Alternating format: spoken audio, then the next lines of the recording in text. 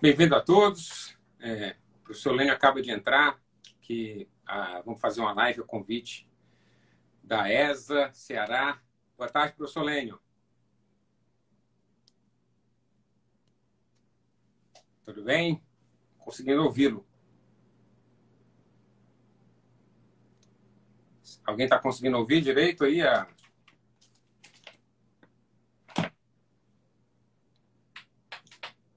Não consigo ouvi-lo.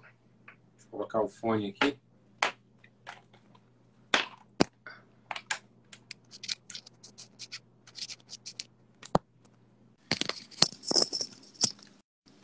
Consegue me ouvir, professor?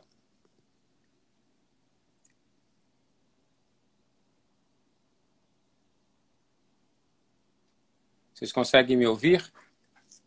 Então, deixa eu fazer o seguinte, eu vou lhe chamar novamente. Deixa eu ver. Professor Lênio. Vamos ver. Pronto, já ótimo. E agora? Perfeito. Perfeito? O som está ótimo, Então. o áudio está ótimo. Professor Lênio, muitíssimo obrigado por aceitar o convite de falar para a ESA Ceará. Não é exagero, nem nenhum tipo de favor dizer que hoje o senhor é um dos maiores, ou se não o maior jurista que temos hoje vivo no Brasil. Pós-doutor Se for falar o currículo inteiro, nós vamos fazer a live só com base nisso.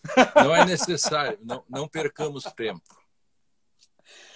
O tema de hoje é um tema interessantíssimo, que eu tive o primeiro contato, professor, através das suas aulas, através dos vídeos do programa Direito à Literatura, que estão até hoje disponíveis no YouTube. Inclusive, façam sugestão gigantesca para todo mundo que esteja vendo e ouvindo, que vão ver e ouvir nas 24 horas posteriores, e depois também, porque a live, se Deus quiser, vai ficar também gravada no YouTube da ESA. Essa série de Direito e Literatura é fenomenal porque nos dá um duplo prazer. Prazer do direito, de compreender questões do direito, e também o prazer de, ao ler livros, ao ver filmes, a gente ter um olhar diferente, um olhar diferenciado com essa aprendizada, porque muito mais do que o conhecimento fim, aquelas aulas nos dão as ferramentas de visão. Isso é fenomenal, isso é fantástico. E esse tema de hoje é maravilhoso, né? Os temas, os modelos ideais. Eu lembro que das aulas, inclusive, foram esses, os modelos ideais de juízes na literatura. E a provocação inicial, digamos assim, o senhor fica à vontade também de falar inicialmente alguma coisa. A provocação inicial é esse juiz ideal. Se a gente for pensar, por exemplo, ali na literatura, José Lins do Rego, ali no livro Fogo Morto, quando ele fala do coronel Vitoriano, né, que ele tentou desfazer uma injustiça mesmo com o seu maior adversário, seu maior inimigo. E também, por outro lado, também um personagem interessantíssimo, que é o Ivan Ilitch, do livro Tolstói, A Morte do Ivan Ilitch, que o livro descreve, né, em determinada passagem, como uma pessoa que simplificava ao máximo o direito e tentava separar a sua vida profissional da sua vida pessoal. Esse modelo de juiz no nosso contexto atual pandêmico, professor Lênio. Pois é, a Iberon, pessoal da Defensoria, os nossos telespectadores, né, de todo o Brasil, nessa pandemia, nesta espécie de prisão domiciliar que todos nós estamos, de algum modo, né? E, de fato, a discussão sobre modelos de juiz é muito importante, assim como exatamente porque quem vai dizer o direito por último e quais as condições pelas quais esse juiz ou o tribunal vai dizer algo. Eu que sou advogado, fui 28 anos membro do Ministério Público, você é defensor, todos nós estamos todos os dias nessa luta, né, de tentar buscar os direitos, e muitas vezes nós acabamos correndo sozinho e chegando em segundo lugar. Esse é um grande problema, né? Então, mas esse é um problema estrutural. Eu vou chegar lá nos modelos de juiz, escrevi já muito sobre isso, né? No contexto, né, que nós vivemos e como chegamos, né, a esse patamar. E agora agravado em face, né, do problema da pandemia. Então, alguns problemas que nós tínhamos já na operacionalidade do direito e agora aparecem muito mais, porque cá para nós, não sei qual é a sua percepção, mas a questão do online não está dando conta das garantias, não está dando conta as sustentações orais, nada disso está dando conta. Não estou dizendo que poderia ser diferente, eu estou dizendo que a pandemia piorou a situação, né? Então, nós não encontramos ainda um modo de como nós podemos avançar com relação a isso, né? Tentar consertar algumas coisas, né? O Brasil é um país, né, que tem uma democracia recente, de 30 anos para cá, e sempre teve um jurídico muito conservador. Não que ser conservador seja ruim. Eu sou um conservador em direito constitucional. Temos que conservar a Constituição. Mas o Brasil, o conservadorismo é um conservadorismo formalista, de um lado, e quando interessa, ele é voluntarista. Tem sido assim historicamente. Eu recomendo, eu não está na mão agora aqui o livro, mas o meu livro, 30 anos em 30 julgamentos, da Forense, trata exatamente sobre, na introdução, eu faço toda essa trajetória, mostrando como nós chegamos a esse ponto, né? De um lado, sempre tínhamos um formalismo que herdamos do direito francês e fruto um pouco dessa dicotomia do pessimismo do segundo pós-guerra, né? Porque o segundo pós-guerra, o direito ficou, digamos, mal visto, porque ele não conseguiu segurar nada. Então começaram as teorias céticas de um lado e, de outro lado, as teorias formalistas. Essa dicotomia chegou ao Brasil. No meu tempo de faculdade, nós estudávamos em 2 ou 3 livros e nós tínhamos uma certa dicotomia. De um lado, os formalistas, como Magalhães Noronha, digamos assim, no direito penal, para ficar bem na área da defensoria, digamos. Não que ela só tenha essa, né, mas onde está mais colocadas essas questões. E, de outro lado, o realismo. Digamos assim, Tourinho Filho poderia ser chamado assim de um realista jurídico, né? Para quem está nos vendo, a diferença entre formalista seria uma espécie de positivismo exegético e o realismo seria uma espécie assim de que o direito é o que os tribunais dizem que é. E que gerava no meio disso também um certo voluntarismo. Esses 30 anos não sofisticaram talvez os problemas que hoje ainda a gente vê. E vocês da Defensoria sentem todos os dias isso quando vão ao Judiciário, ao Supremo, ao STJ. De repente você tem hoje uma posição mais formalista e, de repente, no outro dia, você tem uma posição voluntarista e você não sabe bem, e você pode perder as duas ações e, às vezes, com direito similar. Por quê? Porque o tribunal optou hoje por ser formalista e optou depois por ser voluntarista. Pode fazer um negócio desse? Não, não pode. Mas isso é um longo processo, né? Eu queria só fazer uma introdução, né, sobre todo o ensino jurídico, os concursos, tudo isso que leva e as nossas lutas. Nossas, eu quero dizer, porque quando nós ganhamos as ADCs, metade do trabalho foi feito pela Defensoria, as estatísticas mostrando que aquilo que se dizia de que os processos não chegavam e que não havia, o número de processos no STJ era muito pouco. Quando começou a se descobrir que a grande maioria das ações eram da Defensoria, e São Paulo contribuiu muito, sim, e que nas estatísticas não aparecia a redução de pena. E que é vitória, porque com isso você muda o cumprimento da pena. Radicalmente, a alteração do valor da pena, derrubar circunstâncias, alterar regime de pena, isso é gigantesco. E eu que fui um dos protagonistas desse processo todo, nós estamos fazendo um livro agora sobre as ADCs, com o Juliano Breda e outros companheiros, aí eu fui ver que eu fui o que mais escrevi. A minha equipe fez uma pesquisa de todos os textos.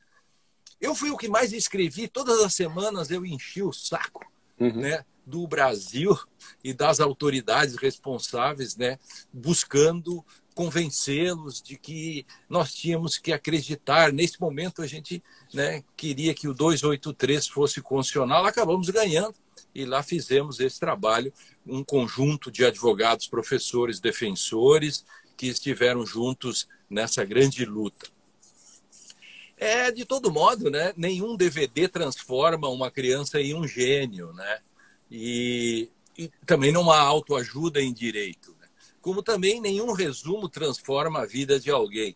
Quer dizer, não há facilidade, né? E o Brasil acha que pode. O Brasil é um país cheio de despachantes de trânsito, porque eles facilitam, facilitam a vida das pessoas. O sujeito não quer nem ir lá na burocracia. A vida de lugar na fila, né? A vida de lugar na fila, né? Isso.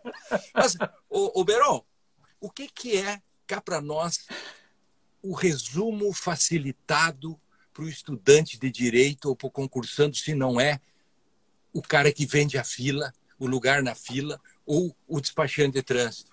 Com devido respeito aos despachantes de trânsito, que são úteis, é que o Brasil é um país patrimonialista, então tem que ter alguém que dê o caminho das pedras, porque é muito difícil, porque eles dificultam o caminho das pedras, a gente tem que contratar alguém, não é verdade? É verdade. Então, não dá para cair na gandaia e querer prosperar sem que tenha QI, por exemplo, né?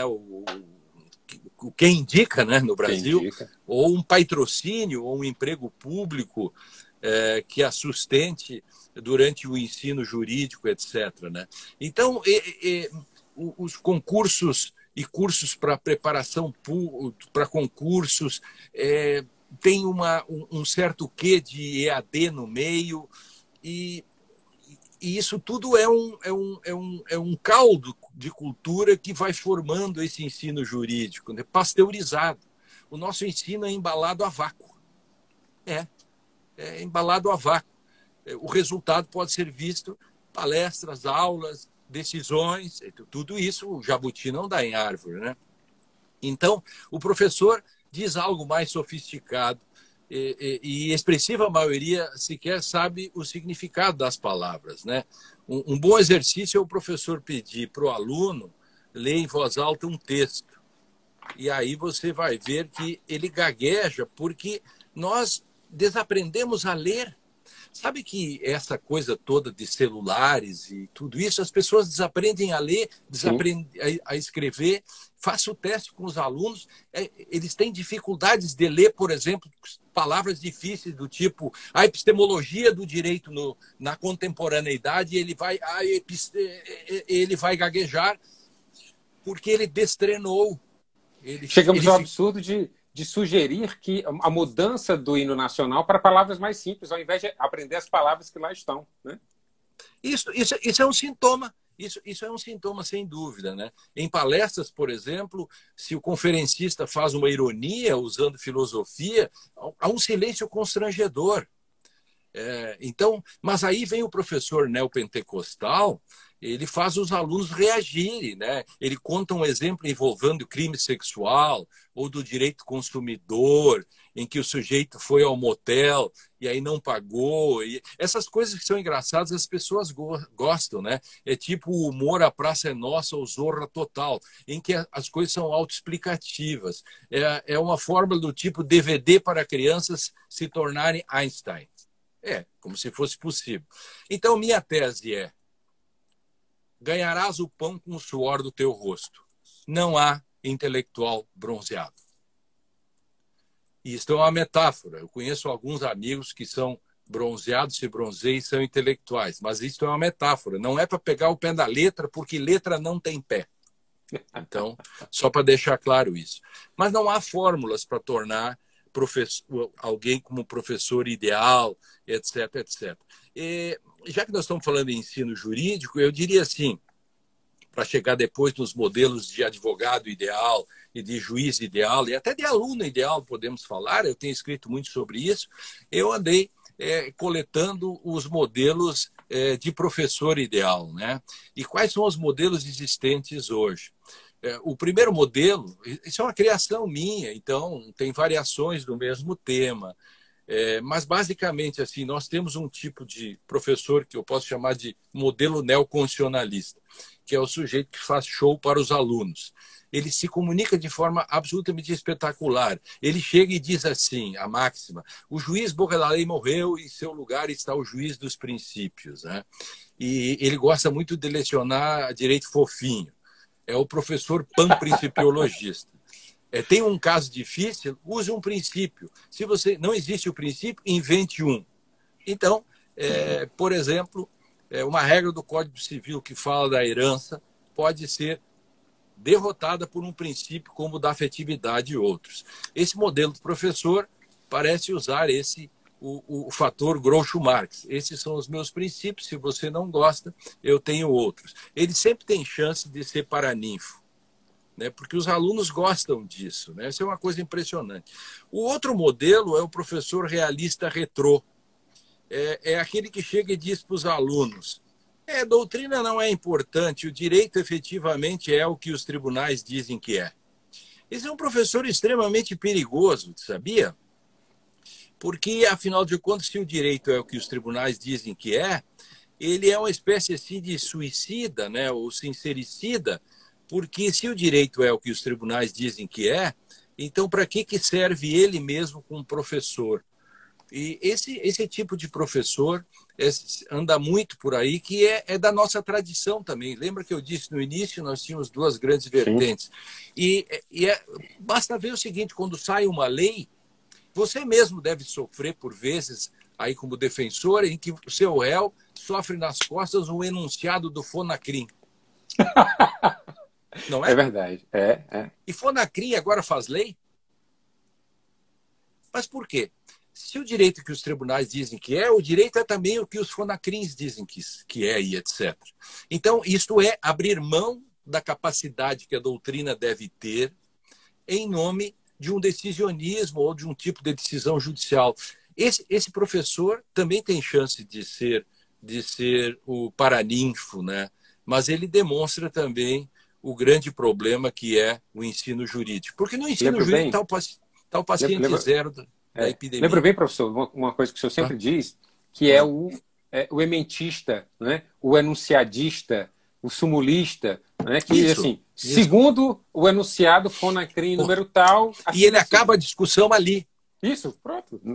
Aí o aluno pergunta, mas a lei diz isso, cara. Não, você quer duvidar do Fonacrim? Ou, sei lá, pode ser outro desses workshops que fazem todos os dias, né? Pior é que tem a própria advogados também se reúnem para fazer enunciados, né? Então isso desvirtua um pouco o papel do legislador e desvirtua o papel da doutrina, porque a fábrica de enunciados é uma fábrica prêt-à-porter, é uma fábrica também facilitadora e não existe almoço grátis. A facilitação sempre traz problemas, né? Traz problemas de reflexão. Aí tem um outro modelo, que é o terceiro modelo, que é a mistura dos dois primeiros, que a gente pode chamar do professor que faz teoria política do poder. Ele vai lá e diz que direito é poder. Ele é o pessimista, ele chega na aula e diz: isso não serve para nada, é um cético, direito não serve para nada, direito é mesmo poder. Aí ele ensina macetes, como fazer o problema, ou seja, você não estuda direito, você estuda estratégias, porque o direito é uma questão de poder. Claro que direito é uma questão de poder, Beron. Você sabe demais disso. Quem mais sabe que o direito é uma questão de poder é quem defende os pobres todos os dias.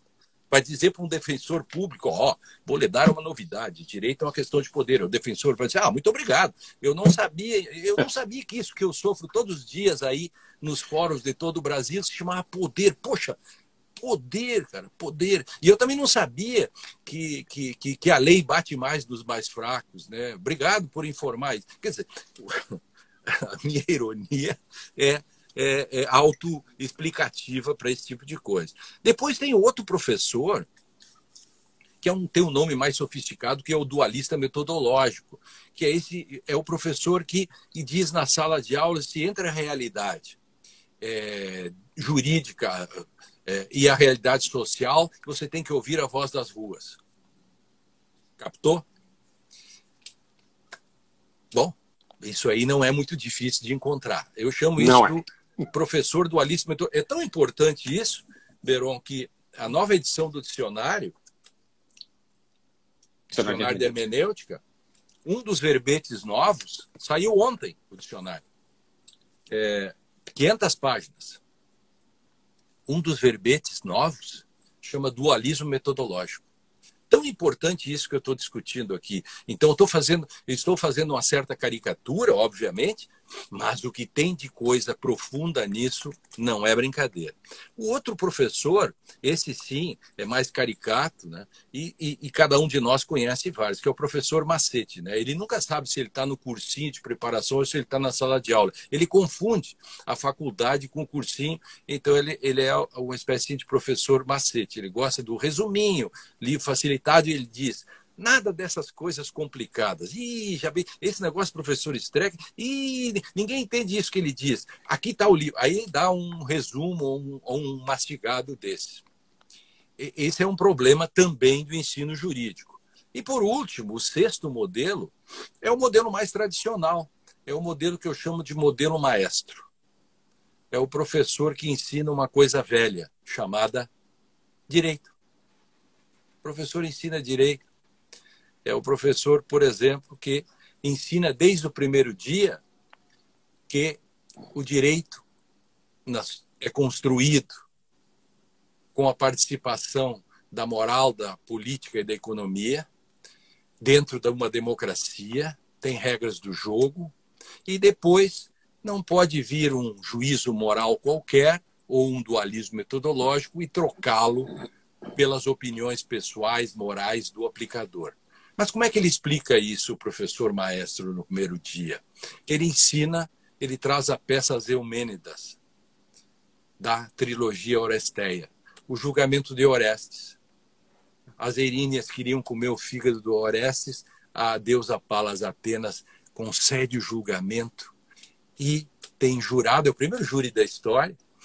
De um lado você tem o Corifeu, que é o antigo, que ali começou o Ministério Público, e do lado o deus Apolo, que faz a defesa. E ali vem o primeiro endúbio pro réu da sociedade, em que o empate favorece. Mas qual é a moral da história desse primeiro julgamento da história que o professor maestro traz no primeiro dia? Que o direito estanca a vingança, que o direito estanca o moralismo. E ali é uma aula de processo, uma aula de constitucional, uma aula de hermenêutica, uma aula de civilidade, entendeu? E uma aula sobre divisão de poderes. É tudo metafórico, porque nem se falava em moral nessa época, e isso é da mitologia. Mas veja como a mitologia faz tudo isso para nós. Esse é o professor maestro, que eu podia falar 2 horas em cima disso para mostrar a sua importância. Eu já escrevi muito sobre isso também. E qual seria o aluno ideal? O aluno ideal é o sujeito que eu chamo de fator olheiras. O aluno ideal é aquele que fica com olheiras de tanto estudar à noite e não vai à festa, à farra, e no dia seguinte tira 10 em direito porque o professor fez prova com X. Precisa ter um melhor professor e precisa ter também um melhor aluno, né?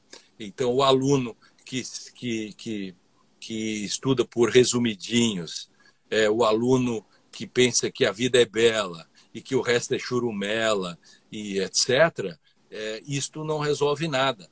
O fator olheiras é exatamente esse modo, e eu desenvolvi isso em 5, 6 páginas num texto antigo do Conjur. Quem entrar no Conjur e clicar, botar assim, Streck, aluno ideal e fator olheiras, ali eu desenvolvo todo o raciocínio que eu não É um preciso texto de fazer aqui. 2014. É um texto de 2014. 2014, muito bem. Esse é um texto muito antigo e por isso que eu venho desenvolvendo essa questão para que nós possamos ter um direito melhor, porque uma coisa é certa, nas democracias do segundo pós-guerra, as democracias só funcionam porque o direito é que segura a política. Não é a política que segura o direito, é o direito que segura a política, é o direito que segura a moral, é o direito que filtra a economia. Isso fez com que as grandes democracias, a gente está vendo isso agora na pandemia, todas as grandes democracias têm crise econômica, têm crise pandêmica, mas nenhum deles pensou em fazer manifestação na frente do Supremo Tribunal, correto? Correto. Então, isso é porque nós, no Brasil, nós não utilizamos bem o papel de 1 milhão de advogados ou mais que nós temos, as mais de 1.100 faculdades de direito, que devia ser um exército de garantistas. Um exército de pessoas que marchassem a favor da Constituição. Mas o Brasil formou mal, em grande parte, formou muitos analfabetos funcionais, formamos reacionários, gente muito reacionária, que, fazendo uma comparação com a medicina, fôssemos médicos, um grande percentual de pessoas formadas em direito, fosse médico, estaria fazendo passeata contra vacinas e contra antibióticos.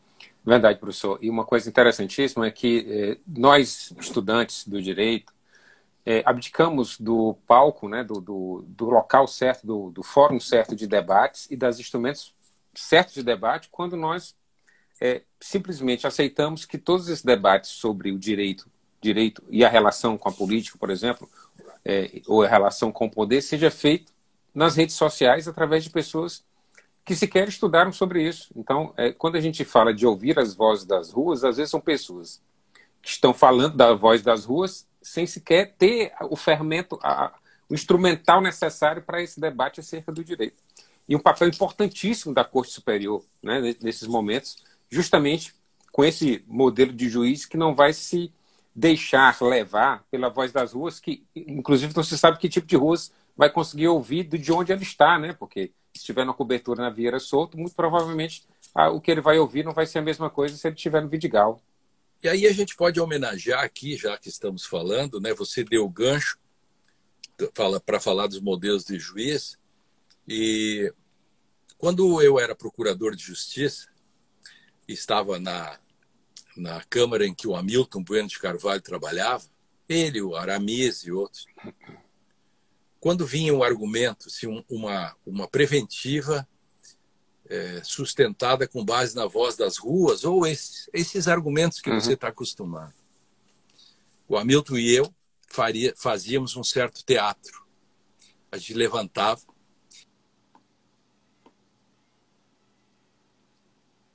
sim, os dois, e perguntávamos: está ouvindo a voz das ruas? O cara disse: não estou ouvindo nada. Ouvindo o clamor popular? Não estou ouvindo.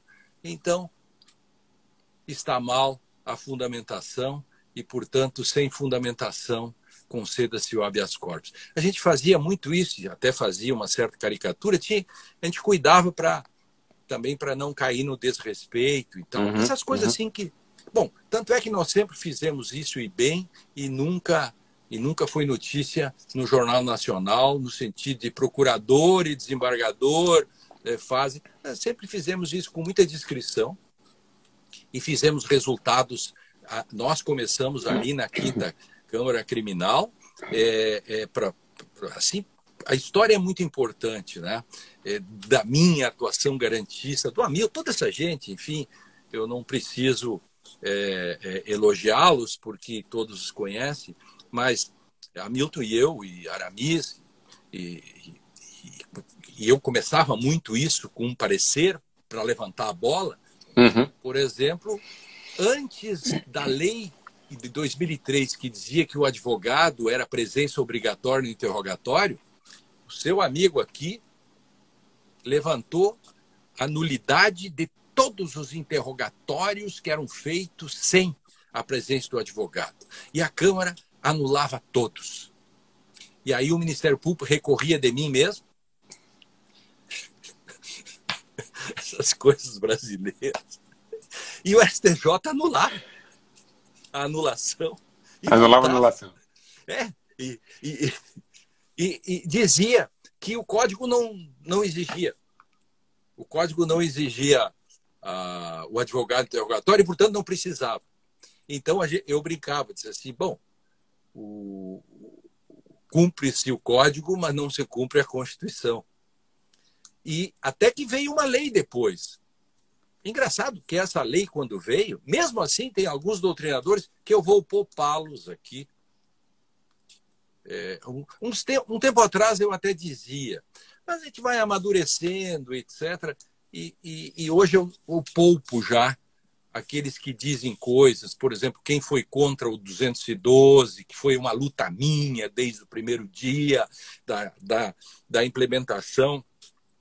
E um doutrinador muito famoso, um dos que mais vende livro no Brasil, disse que, ainda assim que a lei dissesse que o juiz, que o advogado tem que estar presente no interrogatório, ainda assim, o juiz pode, dependendo do caso, se não há prejuízo, ele mesmo faz sozinho, sem a presença do advogado.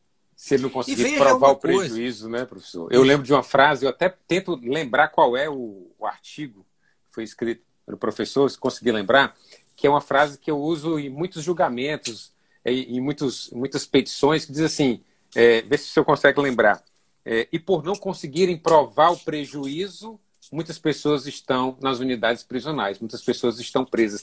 É um artigo, eu nunca consegui encontrar onde eu tinha lido isso, mas foi um dos seus artigos, né? E por não conseguirem provar o prejuízo, não se consegue anular e as pessoas estão presas, porque não se consegue, imagina, que prejuízo. Não, e interessante é que o sujeito, o primeiro caso do artigo 212, que o Supremo examinou, foi um cara de Pernambuco, que pegou 12 anos e meio e foi desobedecido totalmente ao 212. Que não tem muita dificuldade de interpretação, né? O juiz só pode fazer perguntas complementares. Complementares que eu saiba, as que vêm depois. O que é complementares para você? Aquelas que completam, né? Que complementam, né? Correto? Sim. A ministra Carmen Lúcia, e esse eu sei de cor, habeas corpus 103.525. Eu escrevi sobre isso esses dias. Aí, 12 anos e meio, ele não provou o prejuízo.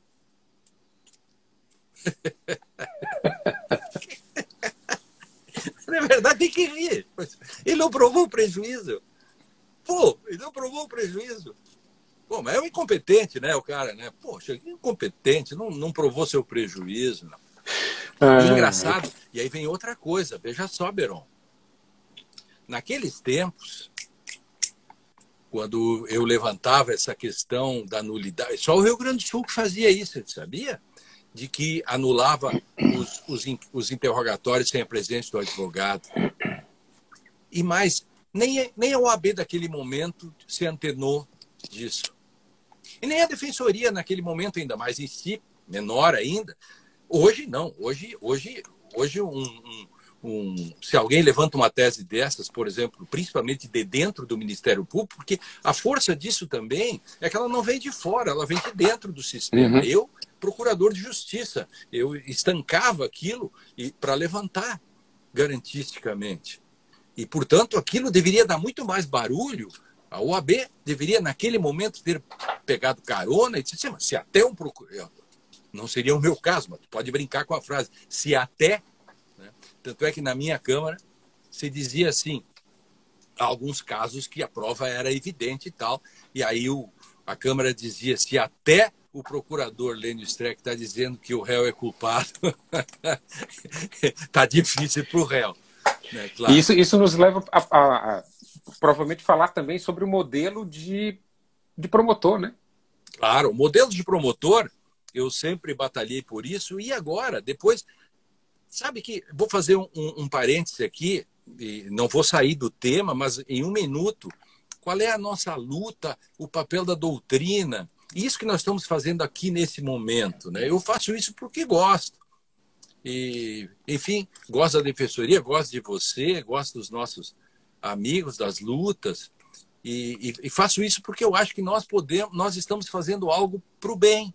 Nós vamos das pessoas mais necessitadas, das pessoas que sofrem, né? E o papel da doutrina é fazer constrangimentos. Um dos verbetes do dicionário é constrangimento epistemológico. O que é o constrangimento? Um bom exemplo é o que nós fizemos nas ADCs. Toda semana, escrevendo. Há um momento que você começa a ficar constrangido. E aí, um dos autores que eu cito bastante, o Bernd Ritters, que é um alemão, que tem um livro chamado Die unbegrenzte Auslegung, que é uma interpretação não limitada, não constrangida, em que ele acusa a doutrina alemã, de antes do Hitler, de não ter feito a pressão necessária, o constrangimento necessário.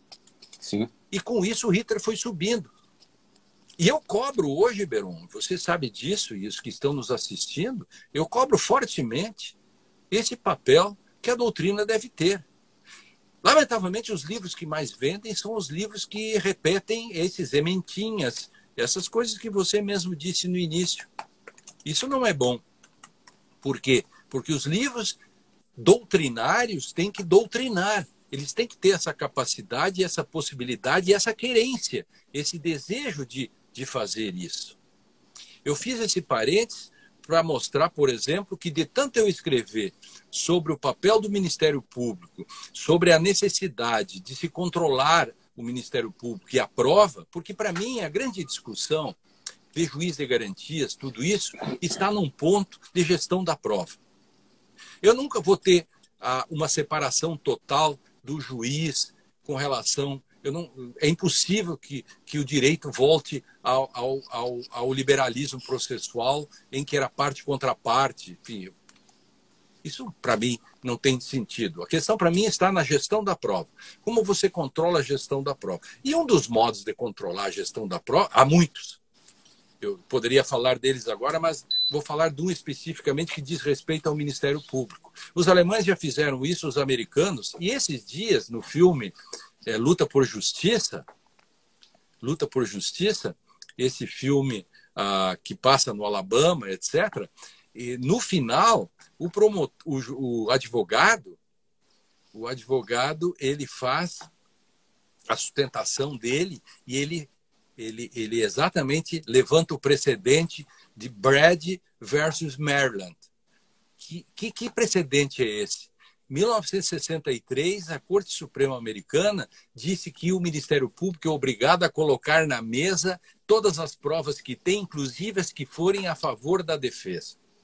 Ele levantou aquilo porque aquele caso específico do filme A Luta por Justiça, havia escondimento de provas. Então, a Alemanha, o artigo 160 do Código de Processo Penal, a Itália tem isso, a Áustria tem isso, enfim, o próprio Estatuto de Roma 54, o artigo diz que a acusação deve buscar a verdade e, inclusive, a favor do réu. É fantástico isso. E mais, sob pena de nulidade. Aí vem o quê? O senador Anastasia e mais o deputado Stoic, não, tem um nome esquisito, peço desculpas, do Tocantins. Se alguém lembrar o nome eu vi a proposta assinada por ele, também é um nome diferente. É igualzinha, é porque ele pegou a mesma proposta. Quem mandou ele ter um nome difícil também, né? É mais fácil se chamar Anastasia. Aí seria o projeto Streca Anastasia, mais fácil do que o projeto... Peço desculpas a ele, enfim, mas quem tiver um nome, para fazer justiça, porque eu estive com ele e com todo carinho. E qual é a proposta? A proposta é exatamente fazer com que nós obriguemos o Ministério Público, a investigar a favor da defesa também. Na verdade, ele investiga e se aparecer coisa para a defesa, e sempre aparece, ele deve colocar na mesa, porque ele tem que ser, aí eu chego no ponto, imparcial. Ele tem que ser imparcial porque eu não quero ser processado por alguém que não seja imparcial, não seja isento. É diferente a figura do advogado, do defensor e do promotor. O promotor tem as garantias da magistratura por alguma razão. Não são apenas para ele ficar de bem com a vida.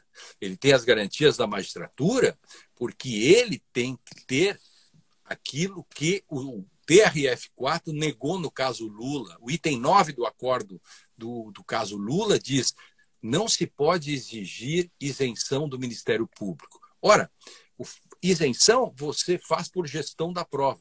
Esta é a resposta à sua questão com relação àquilo que é a luta que deve ser para nós aprovarmos o projeto Anastasia. Não é tudo, mas começa. O outro ponto é você tirar ali do artigo 156, 157, melhorar a questão das nulidades ali e também tirar a livre apreciação da prova.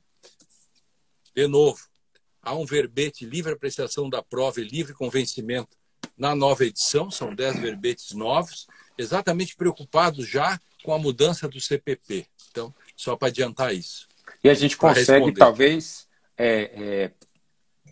de uma vez por todas, talvez, fazer compreender, por exemplo, a questão que tem muito nos seus escritos, que é a questão da boa escolha, o juiz da boa escolha, quer dizer que o Ministério Público tem esse papel importantíssimo no ordenamento jurídico e que a ele deve ser respeitado esse papel. Quando, por exemplo, ainda se admite no Código de Processo Penal, por mais que esteja lá escrito, como o senhor mesmo já disse aí, tem que se fazer uma leitura do Código a partir da Constituição e não da Constituição a partir do Código, em que se possibilita dizer que o juiz pode condenar, mesmo o Ministério Público pedindo absolvição do réu. Infelizmente, ainda o STJ insiste em dizer que esse artigo está vigente e que ele não contraria em nada que o Ministério Público que o Ministério Público não se ajuda nisso também.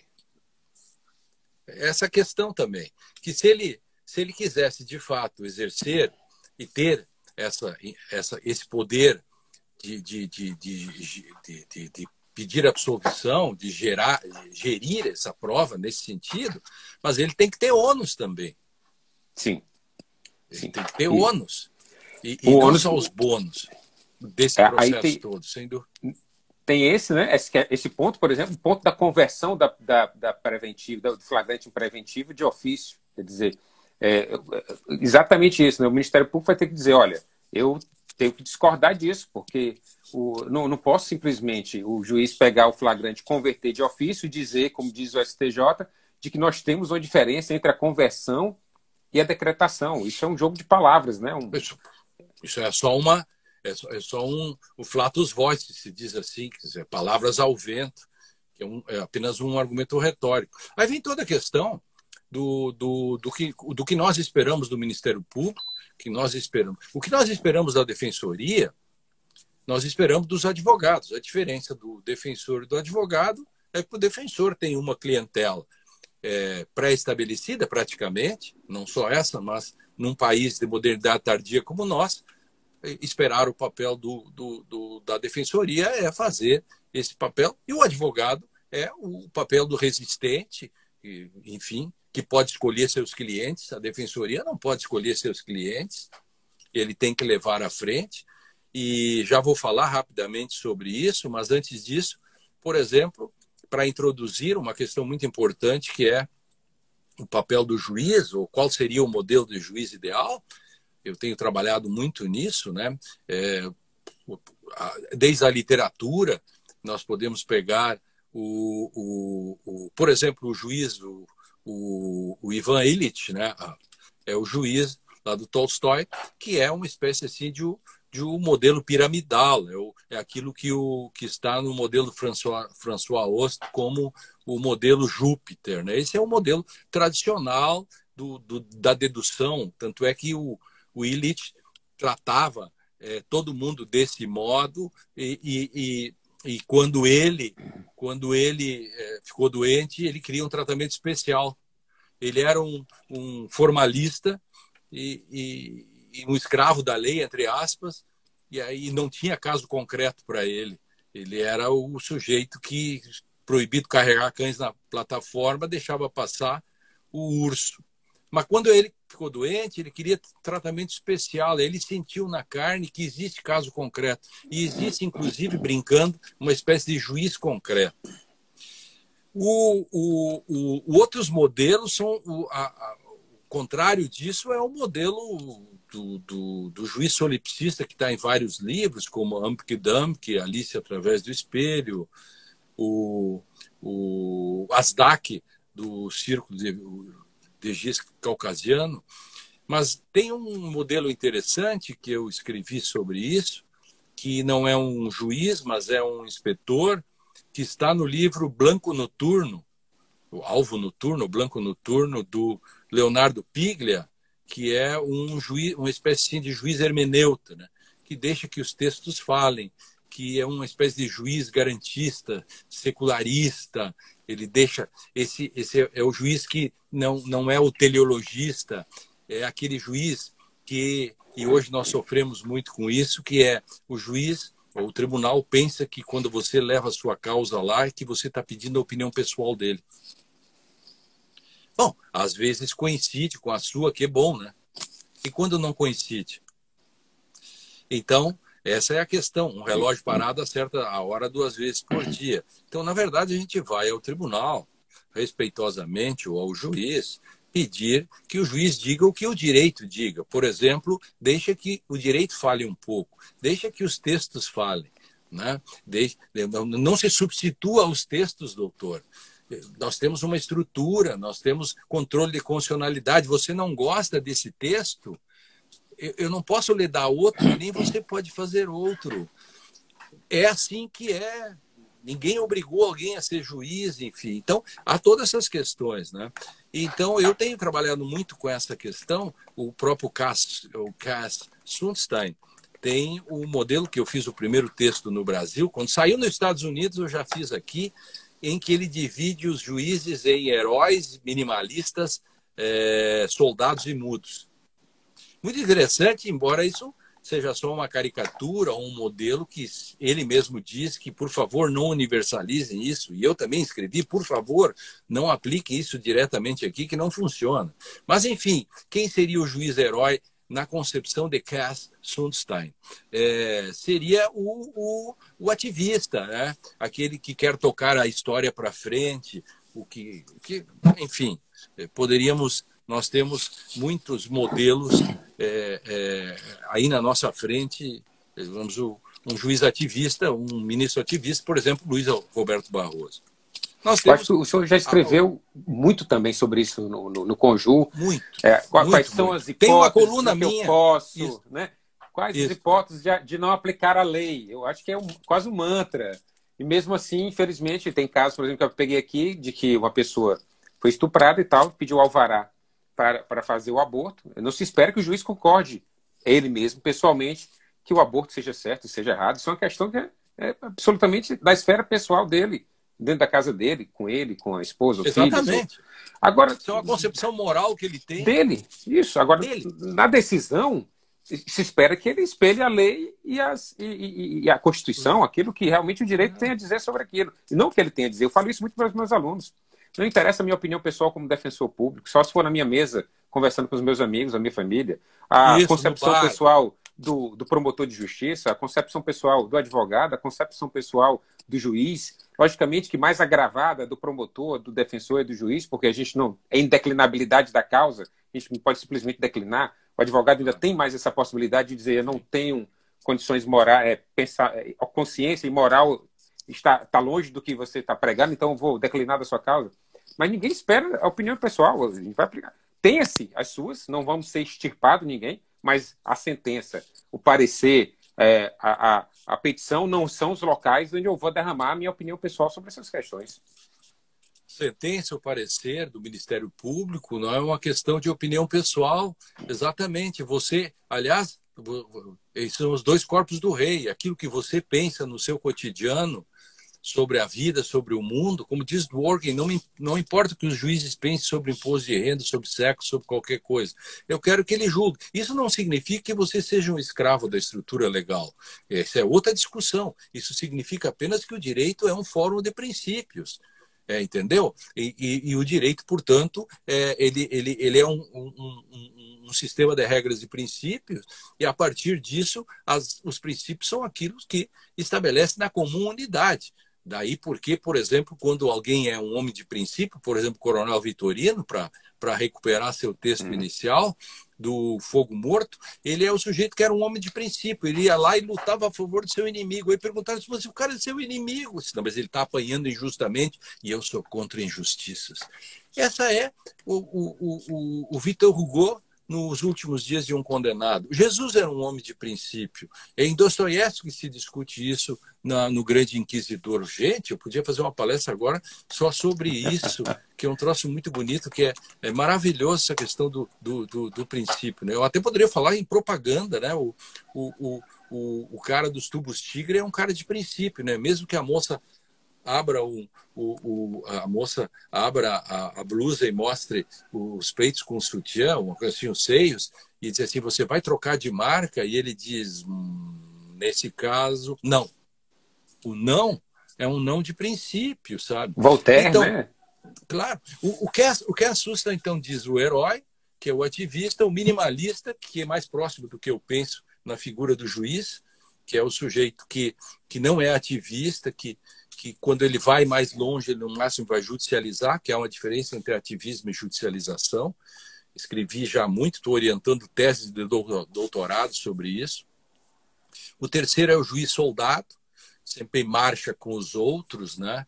E o mudo é o que entra mudo e sai calado, enfim, e que, digamos, é muito mais do colegiado, etc., e que acaba não contribuindo. O grande problema não são os 4 modelos.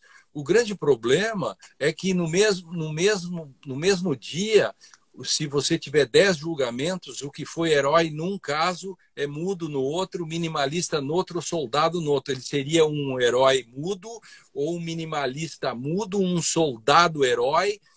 Isso tudo na mesma sessão, no mesmo julgamento e às vezes na mesma causa. Então, veja que modelos é um problema. Modelos é muito mais com tipos ideais para a gente resolver, tratar desses assuntos. Né? E o advogado ideal é o que eu tenho falado muito, né? Quem me escuta aí sabe que o meu, digamos assim, o quanto eu gosto da figura do advogado e quanto eu me identifico com a figura do advogado. Desde pequeno eu queria ser advogado, acabei sendo promotor durante 28 anos por contingências, o que eu chamo do fator Stoik-Mujik, né? Que é do filme A Ponte dos Espiões, em que o advogado ele é vaiado, a família é contra ele, o filho fica brabo com ele, e na empresa olham ele atravessado, o juiz esculhamba com ele, porque o juiz diz, não, está tudo decidido, deixa assim e tal, ele vai lá, enfrenta o juiz, leva uma porrada e sai, e depois ele vai discutir com o cara do FBI, o FBI vai para cima dele e diz, qual é a sua? Você está defendendo um espião russo? Eu disse, não, eu estou defendendo um espião russo porque eu sou advogado dele. Aí diz assim, e tem uma coisa aqui que você não sabe o que é a Constituição, e saia daqui, motherfucker, entendeu? Então, e no final, ele recebe a visita do espião, ele vai visitar o espião na cadeia, e o espião diz, você nunca perguntou se eu era culpado ou inocente? Ele disse, não precisa, eu só estou cumprindo o meu trabalho, eu busco a justiça. Aí o espião disse, você me lembra uma figura que meu pai contava. Meu pai contava que lá na Rússia czarista, a polícia do czar vinha e batia num camponês que era do sindicato. Batia e ele levantava. Batia e ele levantava. E só não mataram ele, sabe por quê? Porque ele levantava cada vez que batiam. E só por isso passaram a respeitá-lo e não o mataram. Por isso, ele era um Stoik-Mujik, que é um camponês estoico. O advogado é um camponês estoico. Ele apanha e levanta. Ele apanha e levanta, apanha e levanta. Nós temos muitos amigos que são assim. Né? O Eduardo Newton, você e muitos são camponeses estoicos no dia a dia da defensoria, né, que apanham e levantam. E só assim sobrevivemos. E só assim nós podemos sobreviver no direito. Né? Só assim nós podemos fazer isso. E eu falo do Eduardo Newton, né? A gente conversou anteriormente, antes de falar da live, que eu acho que esse papel, digamos assim, um pouco diferenciador digamos assim, do modelo defensor, do modelo advogado, que é esse olhar, às vezes, que estamos finalmente chegando também ao direito, e aí a Defensoria Pública, esse olhar coletivo de determinadas atuações. O Ministério Público tinha muito esse papel do olhar coletivo dentro do direito penal, e a Defensoria hoje tem começado a assumir esse papel de defesa aí de questões que estão intimamente ligadas a essas pessoas necessitadas, vulneráveis que a gente atua. Eduardo Nito tem atuação assim, e que é importante que se destaque, porque, digamos, esse é um fator completamente diferenciador da atuação da advocacia enquanto advogado e enquanto defensor público. Esse olhar coletivo. Por exemplo, nessas reclamações, a reclamação que ele entrou lá no STF, você escreveu muito bem sobre isso, professor, que é da questão das audiências de custódia para todos os tipos de prisão. Quer dizer, é uma atuação que vai atingir hoje e para frente, né, milhares de pessoas, milhares de custodiados no Brasil inteiro. E é esse olhar, esse defensor, né, que tem a visão individual, logicamente que cada pessoa precisa de uma defesa ali concreta, específica dela, né, para nos distanciarmos aí do Ivan Illich, que não vamos fazer uma decisão padrão, uma defesa padrão, mas esse olhar, imagina, coletivo, né? Se todos os dias, 20 vezes, eu tenho que fazer audiência de custódia sem a oitiva do custodiado, sem que eu possa verificar o exame de laudo, eu preciso também dizer, olha, coletivamente eu tenho aqui algo errado. Eu preciso ter esse olhar coletivo. O Eduardo faz esse trabalho fenomenal, e daí porque a gente fala o nome dele. Ainda bem, o único defeito dele é que, às vezes, quando ele me manda algumas novidades que eu mesmo escrevi. Mas tudo bem.